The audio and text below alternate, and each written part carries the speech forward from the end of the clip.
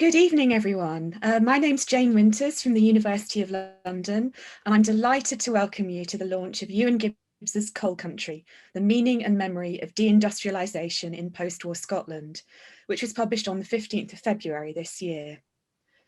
Coal Country is the first book-length account of deindustrialization in the Scottish coalfields, and it's a wonderful book that draws on extensive archival research, as well as transcripts from a major oral history project. The book explores community, gender, different generational experiences of deindustrialization, and questions of class and nationhood.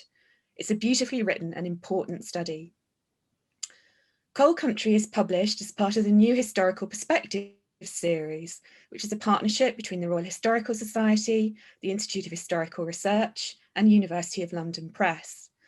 It was my great pleasure to be one of the co-editors of the series, along with Heather Shaw and Elizabeth Hurren, when Ewan submitted his initial book proposal. We could see immediately how significant it was going to be. And we're not the only ones who think that, apparently. You may know that the book is free to download from UOL Press, and there have already been more than 600 downloads in just over a week. So that's a lot of readers already, Ewan. And I'm sure some of you in the audience today will have contributed to that figure. It is, however, my duty also to mention that you can buy a hardback or paperback of Coal Country if you'd like to, and we'll post a discount code in the chat shortly, which will give you 30% off, making the paperback only £17.50. A couple of housekeeping things before we get started. This is a webinar, so to pose questions, please put them into the Q&A function. You'll see the button at the bottom of your screen rather than the chat, although of course you're very welcome to use the chat to talk to each other during the event. And this is being live captioned and recorded. If you find the captions distracting and you don't need them, you can turn them on or off using the CC Live Transcript button at the bottom of the screen. But that's enough from me, as you're really here for our fantastic panel, so I'm just going to introduce them and then hand over. First, of course, there's Ewan himself. Ewan is a lecturer in global inequalities at the University of Glasgow. In 2016, he completed a PhD in economic and social history there that studied deindustrialization in the Lanarkshire coalfields. Since then, Ewan has published research on working class politics and protest and memorialising the industrial past. And he's now researching energy politics and Scottish nationalism. Next, we're joined by Ariane Mak, who is an associate professor at the Université de Paris. In 2018, she completed her PhD at the École des Hautes Études en Sciences Sociales, which considered British miners and industrial relations during the Second World War. She has also published research on miners and British working class culture that uses oral testimonies and the records of mass observation. And our third panellist is Brendan Moohan. Brendan grew up in Musselburgh to the east of Edinburgh and began working in the Midlothian coalfields during the early 1980s. He was arrested picketing in Midlothian in 1984 and subsequently lost his job. He went on to study community education and became a youth worker. Brendan has also written poems about his experience of the 1984-5 miners' strike, and will be reading one of his works for you this evening. And now I'll hand over to Ewan to get things started. And do please remember, if you've got any questions, to drop them into the Q&A. Thank you. Thanks, Jane. Thanks to the University of London Press, the IHR and the RHS for the opportunity to publish Coal Country on an open access basis, which I think is important, as given it a readership that it wouldn't have had otherwise. Coal Country began as a PhD application that I wrote with the guidance of Jim Phillips and Duncan Ross at the University of Glasgow almost 10 years ago now, towards the end of 2011, and they've both been a great source of guidance and support throughout the length of the study.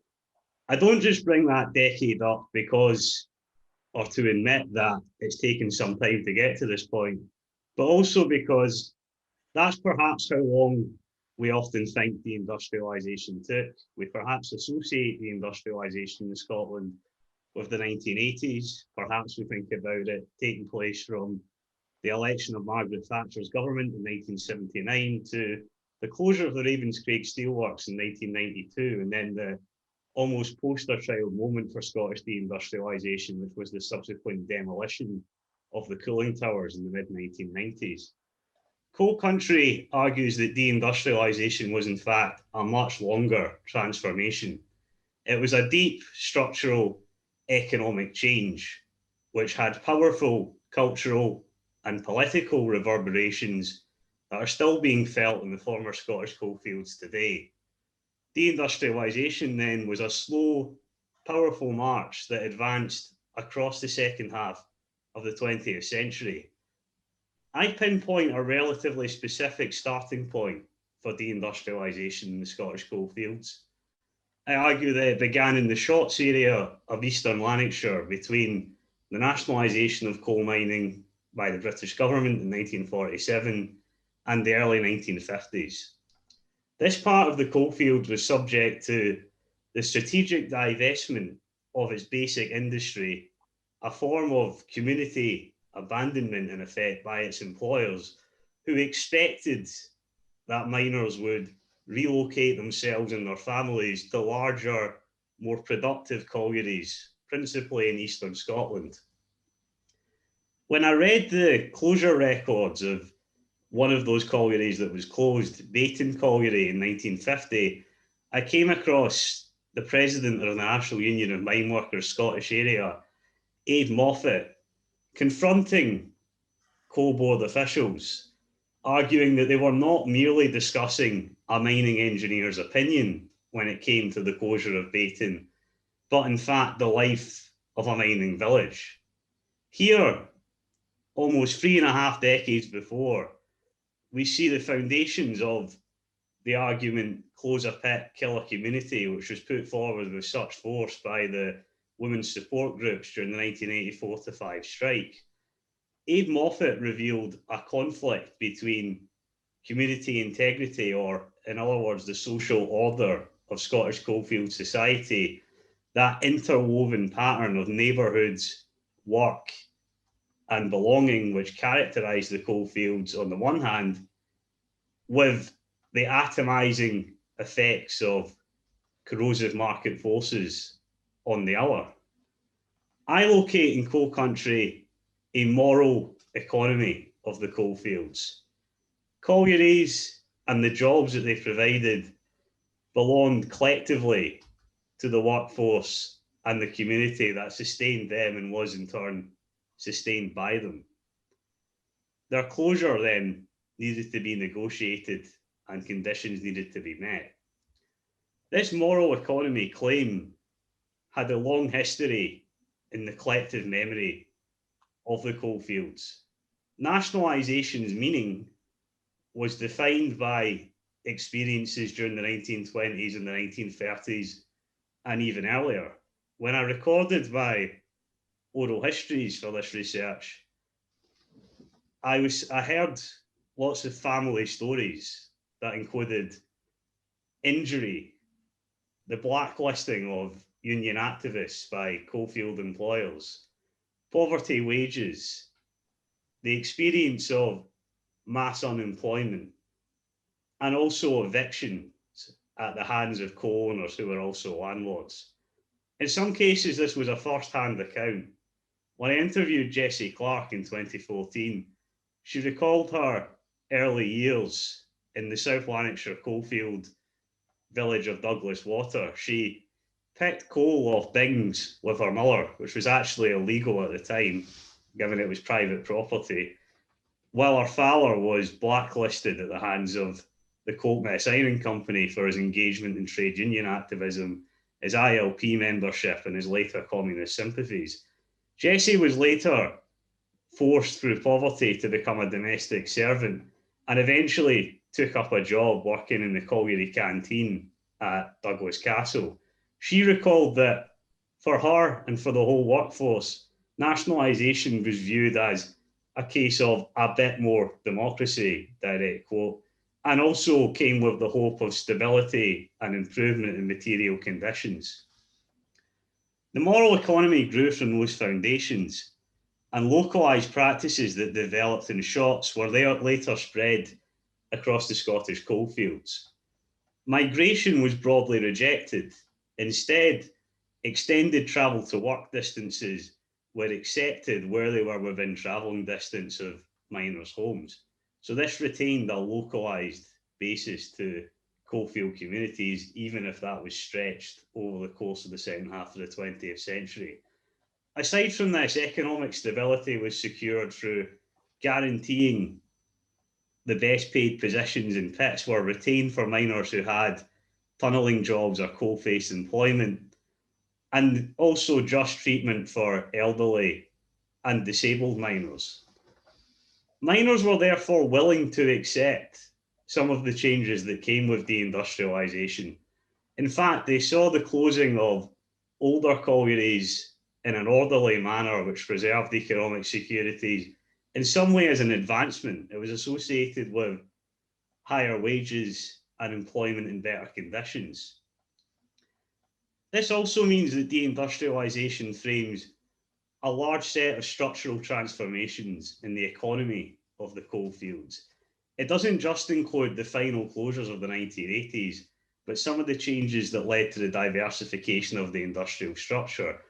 One example of that is the opening of the Caterpillar factory in Tannockside in North Lanarkshire. The Caterpillar factory was built on the site of a former derelict mining village. It employed former miners and the sons of miners as well. Between the late 1950s when it opened and 1987 when it closed, and was subject to an occupation by the workforce who rejected the closure, who saw this as an offence in moral economy terms. So I think what we can see from this quick sketch is firstly that there's an important periodisation. Deindustrialisation was relatively carefully managed between the 1950s and the 1970s. And in that period, it was not necessarily a universally negative story. It also came with significant improvements in conditions and even the building of new industrial communities, such as that which grew up in View Park in Birkinshaw around the Caterpillar factory. This was very different from memories of the 1980s and 1990s. In this point, the abandonment of the moral economy under Margaret Thatcher's government was associated with dislocation of communities and a disruption to anticipated life courses. This was experienced in distinct gender terms. Women were directly affected by deindustrialization, including as workers in some of the large assembly goods factories that were brought to the coalfields. They were more likely to be transferred to lower wage service sector jobs, whereas older men were perhaps retired early, provided for economically through pensions and disability benefits in some cases, but also a diminished cultural status. Generations were also an important part of that story. Younger men, for instance, faced navigating a new labour market in more adverse circumstances. I think this also brings out the importance of coal fields, not just coal mining, to this story. This is a story about the transformation of large parts of the central belt of Scotland. In particular, this is the case as coal mining's contraction intensified during the 1960s. This brought about a national and not just local quality to objections to pit closures. I have records, for instance, from Gartshore 911 colliery in Lanarkshire in 1968 when it was closed, where union officials complain about decisions that used to be made locally being made 500 miles away. As miners commuted growing distances and worked together in larger pits, traditional parochial coalfield divisions broke down too. But I'd argue that political agency and not just structural effects are important in explaining the national character of the response to deindustrialisation. In particular, the role of the National Union of Mine Workers Scottish area, its leadership, which had a high presence of Communist Party members who were long-term advocates of home rule, or what we would now call devolution.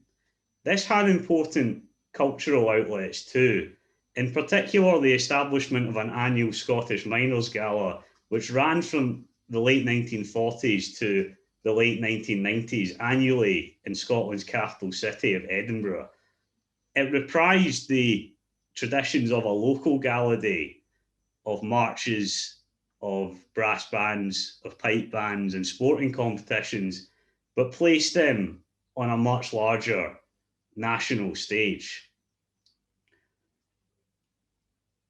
I was given access to two important sets of different evidence that I think differentiate my study of the coalfield moral economy from E.P. Thompson's study of the moral economy of the English crowd of food rioters of the 18th and early 19th centuries. Thompson claimed to be rescuing early English working class radicals from the condescension of posterity. I was certainly doing no such thing. I was given access to a well-recorded past that included the voices of policymakers, managers of the nationalized industry, trade union leaders, and coal miners who were directly affected by pit closures. But perhaps what differentiates my work most is I was also able to hear directly the reflection of miners, their wives, their children, and other former industrial workers from the coalfields. I didn't just collect their memories, I also collected their reflections.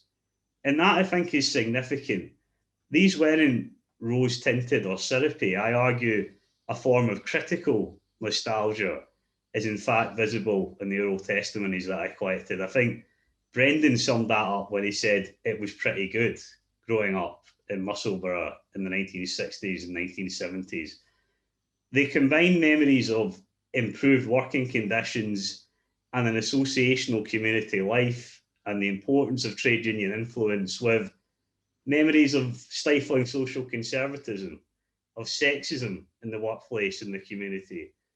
I'd argue that the critical element also comes out in the reflections of people I interviewed who've enjoyed social mobility, but also experienced the losses that they incurred through the demobilisation of the communities that they lived in and the sapping of trade union strength that they still regard, nevertheless, as a collective defeat.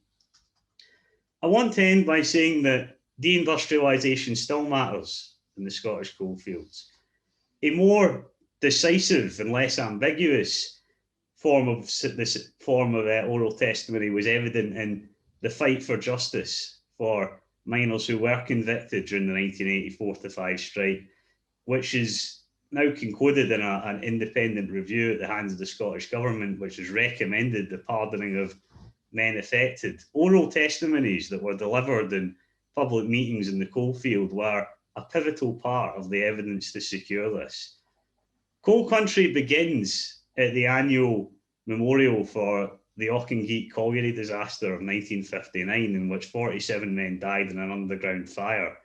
This is an annual event which began during the 1984-5 strike, during the struggle against the acceleration of deindustrialization. It continues and demonstrates the importance of the intergenerational transmission of memories of the coalfield and of coal mining identities in the coalfield through the engagement of former miners, trade unionists, and school children. My book ends at the conclusion begins at the Caledonian Railway Works closure in Springburn in Glasgow in 2019. There I stood alongside two of the former miners I interviewed, Pat Egan and Willie Doolan, who were also in attendance to see the final train leave the historic railway depot. That indicates that deindustrialisation still matters in Scotland, particularly most of all as we face another energy transition associated with the probable demise of fossil fuel sectors and the North Sea oil industry in the future, but also hopes associated with renewables. There again, we see that Scottish nationhood, the governance of natural resources, and economic justice for workers and communities remains vital in the 21st century. Great, thank you very much, Ewan. And don't forget, if you've got any questions for any of the panelists, do just drop them in the Q&A. So our next speaker is Ariane. Many thanks. So I want to start by saying how honored I am to have been asked to say a few words at Ewan's book launch. And that actually my theory is that there are so many fantastic coal historians in Scotland and in Britain that it was impossible to choose from. Otherwise, this book launch would have lasted an entire day. So here you are with a French historian, and I apologize in advance for my French accent. But as Jane has said, I am indeed a coal historian researching mining communities in Britain.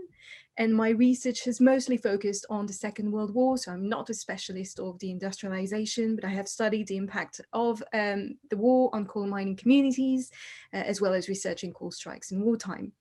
And I am also an oral historian and have conducted interviews with miners, miners' wives, sons and daughters, mostly in the South Wales and Kent coalfields. So it is as a coal historian, an oral historian, but also as a French historian. And we know that there are strong differences between French and British ways of writing working class history, that I have read Ewan's PhD thesis and then his masterful book, Coal Country. So there are many things to unpack about the book, but I will try to remain quite brief to keep as much time as possible for us to listen to Brendan Moohan and for the discussion. So I will just offer 4 very brief points. To start with, Coal Country manages to analyze the long-term political, social, and cultural legacies of deindustrialization in a remarkable way. By holding together intimate personal changes within mining households, as well as very intricate analyses of the importance of industrial developments to understanding Scottish national identity and even to understanding support for devolution. And I think that it offers a striking response to what Professor Stephen High has identified as one of the challenges confronting deindustrialization studies today. The fact that the field was either focused on local or regional experiences with a bottom-up approach, or offered studies at the national level that were more general with a top-down and kind of overlooking perspective plus surplombante. Now, Coal Country finds a middle way, and it manages to reconcile the complexity of personal experiences with the study of structural transformations spanning over 50 years. And I feel that the multi-scale approach to deindustrialization that Ewan has adopted answers in a very convincing way the challenge of scaling up the analysis in such a way that we don't lose the workers in the process. So the second very brief point as I want to make is about generations. Indeed, I think that one of the strengths of the book is its use of generational cohorts as a unit of analysis. And indeed, in his book, Ewan is very attentive to the differential impact the industrialization had over generations, who are still sometimes studied somewhat homogeneously. So he shows the way labor market trajectories, for instance, separated generations of men and differentiated older men who withdrew from employment from younger men who left industries for service employment or who never found work in industrial workplaces as they had anticipated. But his book also pays a great attention to the way these generations' reference points differ. And I think that this is a very important point to make, the way that these reference points informed the dislocation they experienced and shaped different political outlooks. Now, at another level, I think that the transmission of mining memories among generations is also studied in great subtlety in Coal Country. It is studied through the emblematic case of Mick McGahey, for instance, but I was also very interested in your remarks, Ewan, on the gender dimension of the transmission of mining culture, the ways, for instance, that boys were being more readily socialized into mining culture, and the role played by peat baths in that respect, for instance.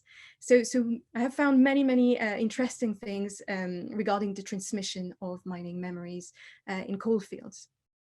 The third point I want to make is that I also want to stress that the book contributes, I think, to a social topography of deindustrialization.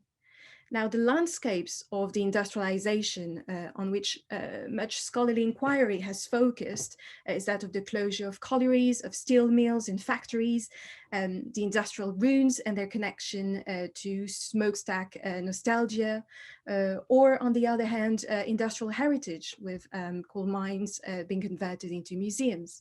And there has been fascinating work recently on these issues. But I feel that Coal Country also draws attention to the many subtle changes in the social uses of public spaces in mining villages. So you study, for instance, the way younger men made redundant from local collieries reprise their social bonds in public spaces and remove themselves from domestic settings. And indeed, as your interviewees show, to them, the impact of unemployment could also be traced through very subtle changes in the social uses of specific street corners, for instance, street corners who traditionally you would find older men standing at, and with suddenly a younger influx of younger miners. And there are many fascinating examples of these changes in the social use of specific and neglected places in the book, such as the social uses of miners' clubs, etc. So many different things, but I'm trying to keep brief. And I just want to make a final point on oral history, because of course, one of the main differences between the way French historians have written about the industrialization and the way it has been written in Britain, in the US and in Canada, is that French historians have not used oral history interviews, or only marginally. And I think that with the growing dialogue that has been taken place in working class history, and especially within the industrialization studies, there has been a gradual realization of how much of a missed opportunity this has been. And I think that in France, things are slowly starting to change, and a growing number of young French scholars are starting to turn to oral history. Now, one of the things I found particularly interesting and fruitful in the way you framed your oral history inquiry is that, of course, the interviews themselves are central, as they should be. But you have also included and analyzed situations that you had observed or directly taken part in. And I'm thinking of this commemoration of the, I apologize for the pronunciation, the colliery disaster. Okay, I'm not attempting to pronounce it, so I'm sorry. And you have also attended a witness hearing of the Scottish Government's independent review into the policing of the 1984-85 strike held at the Miners' Social Club in Lanarkshire. Now, these are things that sociologists and ethnographers typically consider as part of their fieldwork, but that we as oral historians rarely include in the historical analyses. And I do think that this is a mistake. I have been increasingly aware of the importance of these moments in my own research and how key they actually are in shaping our understanding. Situations such as going to close collieries with miners who describe the whole process, work process, and recall their memories there. Informal conversations too, that are not formal interviews. And reunions, for instance, of miners who had taken part in the strike. Now, these situations are very much part of the oral historian's fieldwork, but they are usually left unsaid, not unnoticed, but rarely included in the analyses, as we tend to focus solely on the interview. Now, in your book, they are, on the contrary, at the core of the analyses, and one might say that they are even on the cover of the book. And you demonstrate how these observations can shed light on solidarities and on the endurance of moral economy in the coalfields, and how memory is indeed the final site of conflict, to use Portelli's phrase. So, of course, these use of this kind of moments have many implications in terms of research practice, the keeping of field notes, for instance, as you have done, in terms of ethics, how to write about situations such as informal exchanges, informal conversations, for which, contrary to the interview itself, we have no consent was given. But I think that this is a fruitful path of reflection to further tighten the dialogue between history and ethnography. So I can only conclude by saying that to me, Coal Country is not only a landmark study of the industrialization and a turning point in coal history, it is also one of the most stimulating and fascinating oral history research I have read recently. Couldn't agree more, Ariane. It's wonderful. Thank you very much. And finally, over to Brendan. I had to unmute there. Absolutely brilliant contributions. How do you follow it? For me, well, first I have to thank Ewan for coming to my house and actually having the conversation with me. It didn't feel like research. It actually felt like a really good wee chat. And as Ewan said before we kicked off, he left the house with a bottle of my homebrew and remarkably survived it. I'm also kind of very touched by the reference to critical nostalgia, because, you know, quite often people look at the past through a lens that perhaps isn't wholly true. What I really like about the book, there's lots of things I like about the book. I thoroughly enjoyed reading it, which is unusual for a history book. But for me, I've seen that it kind of married theory and data and genuine oral history. And some of the testimonies I read in it were absolutely brilliant. It was, I briefly worked as a community worker in Bells Hill, and reading some of Jennifer McCary's contributions I found highly interesting. Some of it I knew, but a lot of it I didn't. It was really good. And some of Willie Doolan's testimony, in fact, I didn't see any oral history that I didn't like in it, which was brilliant. Again, how I see it is, I think the book tells our story. It tells it in a way that, you know, it magnifies it how it was actually lived, because it doesn't just allow us to talk and then stop there. There is an analysis of what's said. You know, there's a theory attached to it. And, you know, often when the story of particularly mining communities is told in media and where we see it, it's often told as though our lives were black and white and miserable. And the book is just not like that. It's much better. It's much more illuminating. I kind of looked at, I was really interested to see, reflecting back, the change in society from industrial to post-industrial and the lived experience. I suppose we were located kind of between the ages, and half the time when reading it, I was reminded of Billy Bragg's Between the Wars, you know, when he talks about, you know, the cradle to the grave and that whole ideology, which, you know, until Margaret Thatcher came along was a very real thing.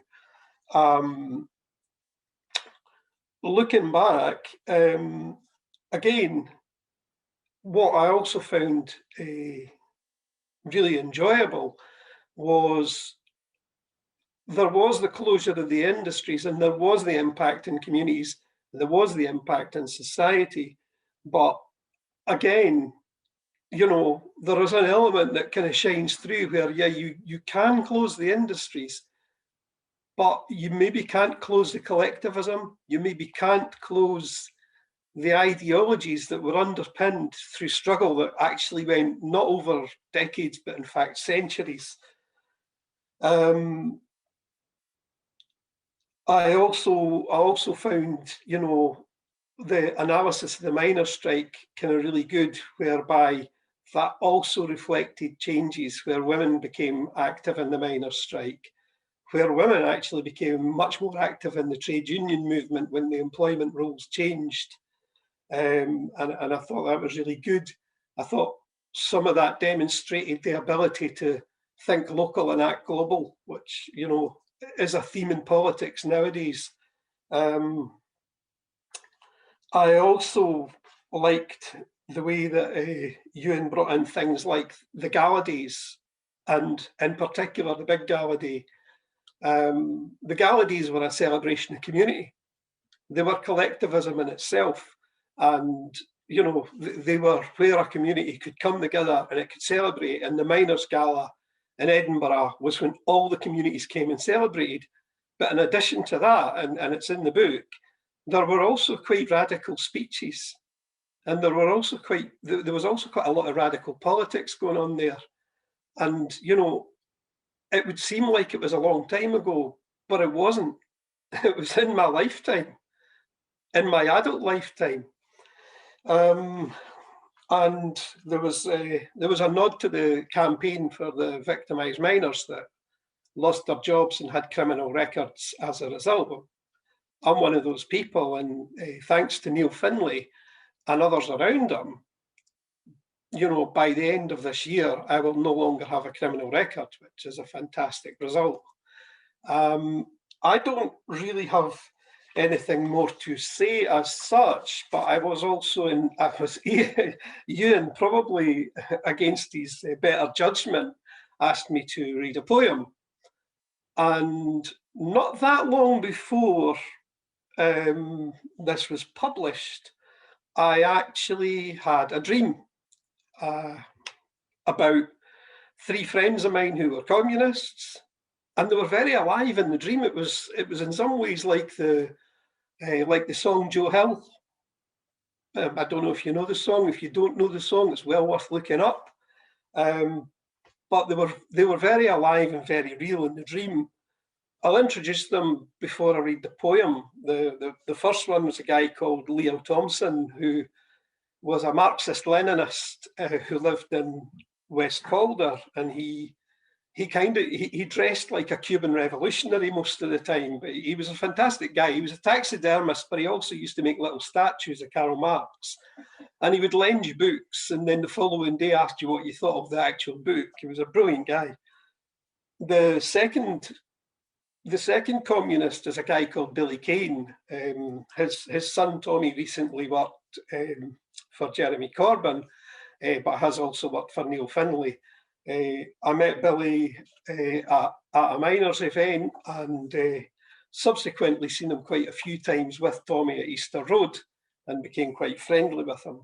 And the last one was a friend of mine who recently lived in America. He died in 2016, who goes back to my days in Militant during the miners' strike, and he was an amateur actor, and he was a kind of real party animal. He was a real live wire, and it was a big shock when he passed away. So, to be perfectly honest, the poem is more or less the dream. So I've given an introduction to the poem, and if it's all right with you, I'll finish by reading it. The dream of the 3 dead communists. Leo holds a camera, his waistcoat neatly closed. Hope gleams in his eyes, chest like a cockerel dominant, proud of an old fair vision. He does not see this alienated world, organising the group for one timeless moment, snap, smile, freeze frame. I remember him, the man made many statues, loaned books, dressed like West Calder with a Che Guevara twist. The old man smiles gregarious and pleased, selective in his collective, the men who would not bow, the reds under the bed from the People's Republic of Addiewell, red shale and red shoes, he gazes as the morning star. Snap, smile, freeze frame. I remember him at Easter Road and miners' halls, the organic intellectual with freedom of the mind and a generous handshake. Enter stage left, my friend, my soulmate, the actor, the width and breadth of all our world, arm hooked round my shoulder, whiskey, you're the devil. Introduce us then, he imbibes, and a row of perennial faces look on. I call their names to the life and soul of.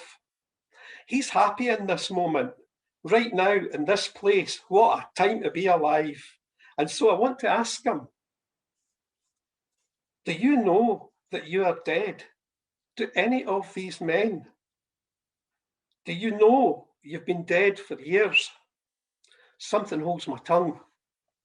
This world of lies, this world of greed, indecency, racism, violence, inequality, and the fear to touch even a friend, this world devoid of love, the sad face of pathos, a burning, bleeding planet.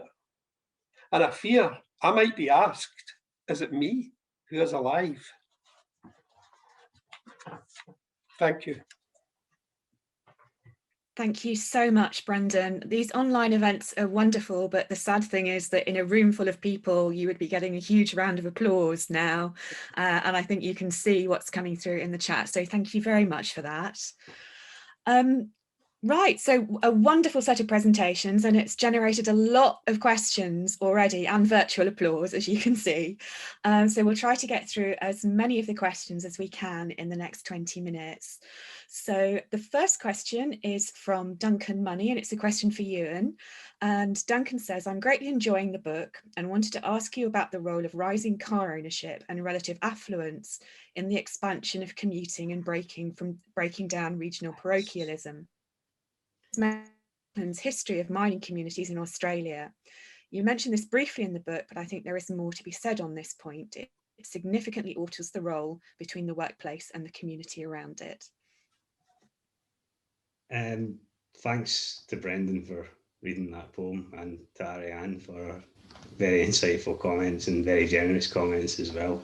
That's a good question. I think that it underlines the complexity of the changes associated with deindustrialization in some ways and their effects on working class politics, because I think that in some ways that loosens the connections between workplace and community, and it loosens the connections between locality and social life as well. People can go further, they have more money, they can pay for commercial leisure. At the same time though, I think it makes people value their employment more, because the industrial employment that they have is secured on the basis, is paying for affluence, which was unforetold for working class people at that point in time. Diarmaid Kellyhill's research, and Diarmaid might well be tuning in, suggests that also car ownership was actually very important for miners' industrial strategies and industrial action in the 1970s and the 1980s, that picketing was actually possible on the basis of car ownership. And so I think that that's an interesting element to it, that actually picketing created forms of mobility which were important in weakening parochialness, important perhaps in weakening the traditions of coalfield communities, which began before the 1980s, began in the 1950s and 60s, but also provided mechanisms for forms of togetherness and forms of connections and forms of activism as well. Great, thank you. And we have a question from Michelle O'Neill, who would like you to share a little bit about your research journey and how long it took to plan and collect your research. And it might be quite nice to hear a little bit more from Brendan about what it was like being part of that research process too. Well, the plan began in 2011 when, as I said, Jim Phillips and Duncan Ross and me sat down, and I started planning a PhD proposal, and I actually wrote a master's dissertation that was about those American-owned factories I mentioned that partially replaced heavy industrial employment. So that was in the summer of 2013. So that was when I first collected relevant data, and then the PhD proper began in 2014. And over about a year, I spent a lot of time getting on buses and trains to largely parts of Warwickshire, but I also went on a ferry to Arran to go and interview Jesse Clark, which was quite good fun and a bit different. And when I was there, I got given lots of cups of teas and, you know, sat and had nice chats in people's living room. I mean, Brendan did top the bill by giving me my dinner and a homebrew beer to take home with me. But there was a lot of friendly conversations, and those interviews largely happened through snowballing. So I knew a couple of people through political activism and other connections, and then they recommended other people to me. And sometimes I got really lucky with getting in touch with history groups online, and that formed one of the focus groups. But Willie Doolan, who I interviewed, also put me in touch with a group of retired miners in Moodiesburn, so that meet regularly. So that provided focus groups and a different form of collective dialogue. And at the same time I was doing that, I went to archives, two different sets of archives for the most part. So that the archives of the National Union of Mine Workers Scottish area, which are kept by volunteers at the National Mining Museum for Scotland in Midlothian. and also the records of the nationalised mining industry and of Scottish economic policy making, which are held at the National Records for Scotland in Edinburgh. So that formed the basis for my book initially. That was a PhD.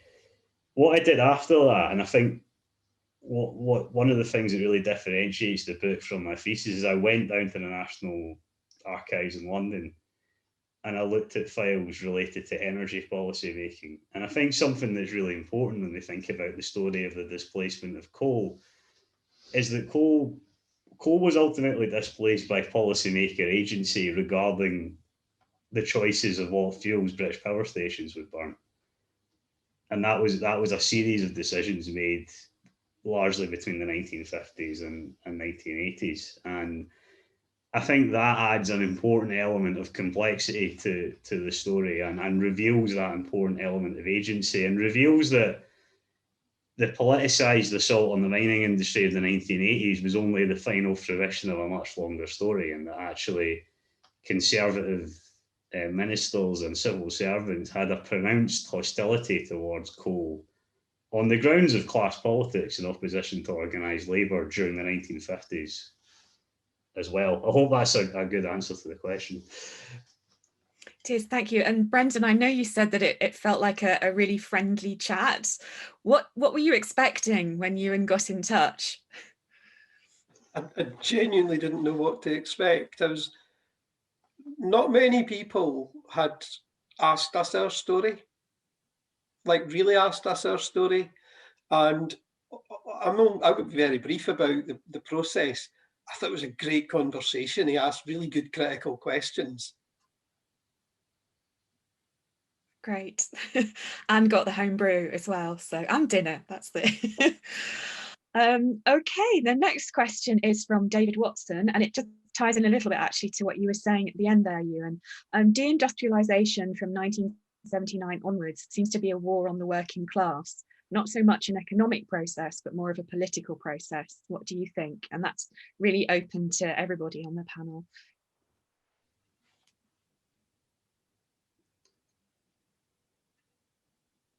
Who'd like to come in first? Maybe if you want to start that off. I mean, yes, would be the one word answer. I think that there are really important differences between how deindustrialization and the diminution of the contribution of industrial activities to GDP and the labour market were managed between the 1950s, 60s and 70s and how they were managed after 1979.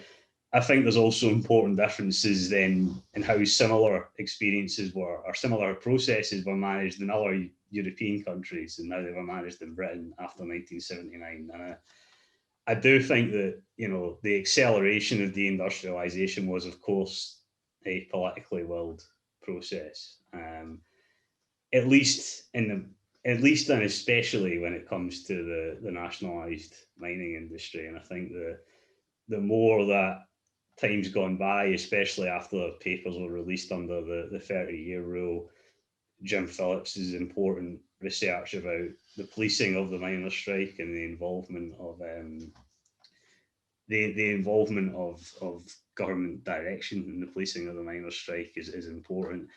I think my own work is now indicating the role that energy policy played in that assault as well, which enabled coal to be isolated and attacked in a way that it couldn't have been in the 1970s, because frankly British energy supply just relied on coal too much at that point. But you also have the general dismantling of the regional policy regime in the 1980s. So it's not just that collieries are closing at a faster rate, but those mass production engineering factories that were directed to Lanarkshire and West Lothian and other coalfields when collieries closed between the 50s, 60s and 70s, they're no longer coming. In fact, those new factories are now closing, which really compounds the effect of closures in heavy industry and really brings an end to the idea of industrial nationhood in Britain and Scotland. Ariane, would you like to come in on that?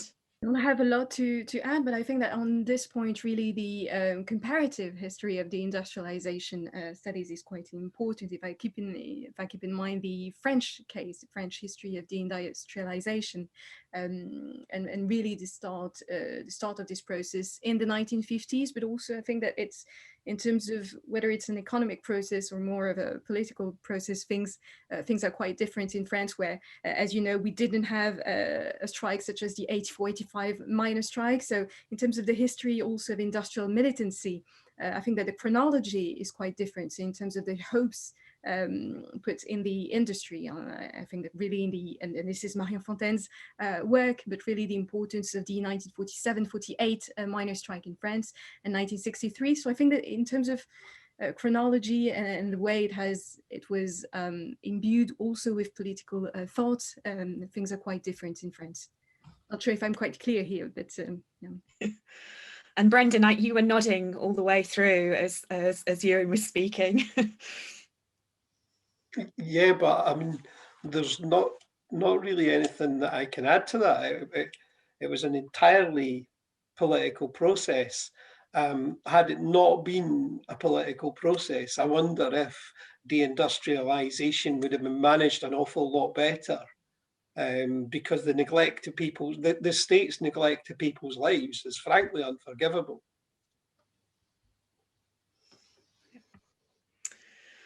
Okay, the next question is from Andy Clark, who says, "Hi Ewan, there's been a trend in deindustrialization studies to move away from the workplace as a site of analysis with exclusive focus on the long term. How do you balance these approaches when conducting your research? What role should labour processes play in re-examining deindustrialization?" Hi, Andy. I think that labour processes and individual workplaces are important. I mean, I wouldn't have been able to do the sorts of research I did without the records of the closures of individual workplaces that were left by the nationalised coal industry, and that includes the voices and perspectives of individual miners. I mentioned that union official at the closure of Glasgow 9/11 complaining that decisions were now made 500 miles away. 50 miners refused transfer to another colliery and insisted on taking redundancy payments against the wishes of the union. And the Coal Board commissioned a really interesting industrial sociology study of them, and I've got, there's a record of all these interviews with what they said about their experiences and their perceptions, and that gives you a really valuable insight, I think, into how at a peak point of job losses in the Scottish coalfield, and the place that had experienced the most extensive closures, miners fought and felt. And this was also a period associated with major changes in the labour process, from pick and shovel mining towards highly mechanised forms of coal collecting. My argument would be, at least when you're looking at the coal industry, that these individual workplace experiences are then pivotal to the reconstruction of industrial relations in the coal industry in the 1970s, and then to the experience of major final closures in the 1980s, and to shaping the expectations and worldviews of miners. So I think that you can easily link those experiences. Well, you can link, it might not be easy, but you can link those experiences together. And I think that's partly relying on an imaginative use of archival sources, but also it's a place where oral histories are useful, because I think that oral histories let you connect personal short-term, personal immediate experiences and memories with those longer-term structural changes. So to me, that's the challenge of deindustrialization studies. It's reconciling those personal, important memories and the meaning that individuals give them with those structural changes, and sometimes reconciling relatively short episodes with a large transformation that's taking place over the course of a human lifetime. Great. Ariane, did you want to come in on that? No, okay.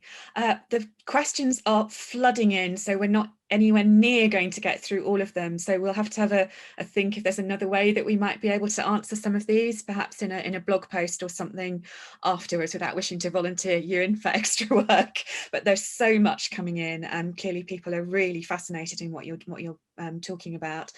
So we have a question from Owen Coughlin, who says, absolutely fascinating and important work, Ewan. During your interviews, did ecological questions ever come up in terms of how mining communities related with destruction of the physical environment, landslides, floods, if there were any, and with pollution, which affected local communities more than anyone else, but also in terms of the socio-cultural significance of things like slag heaps? Yeah, in two quite different ways, actually.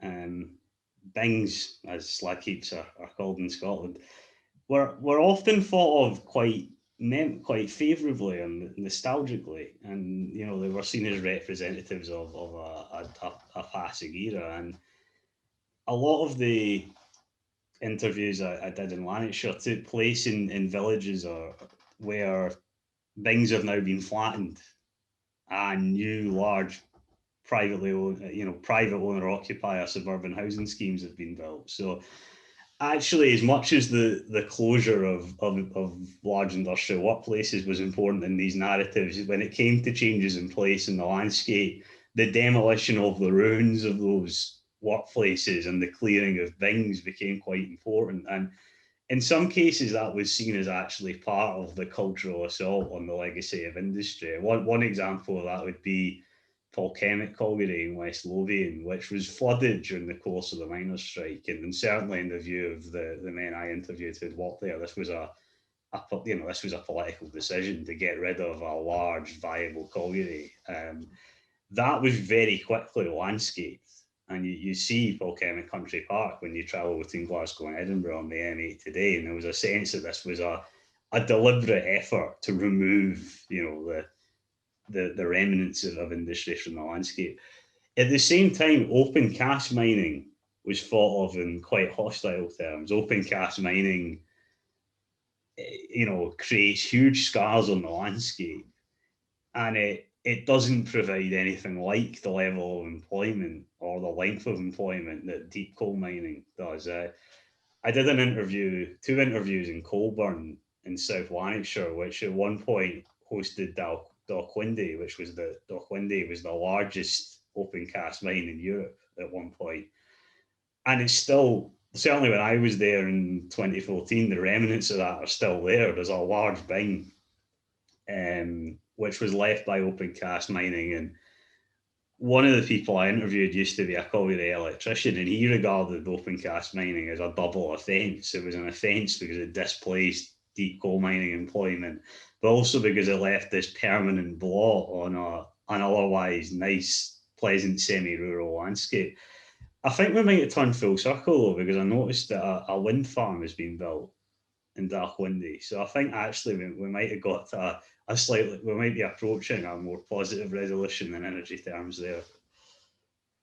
Great, thank you. I think we can just about squeeze one more question in, and it links onto your wind turbine in a way. It's from Graham MacDonald, who asks whether you think or expect the experience of oil industry decommissioning and transition might be differently registered and experienced than with coal, with presumably a more dispersed workforce and community, and a wholly different experience of non-unionisation and collectivism.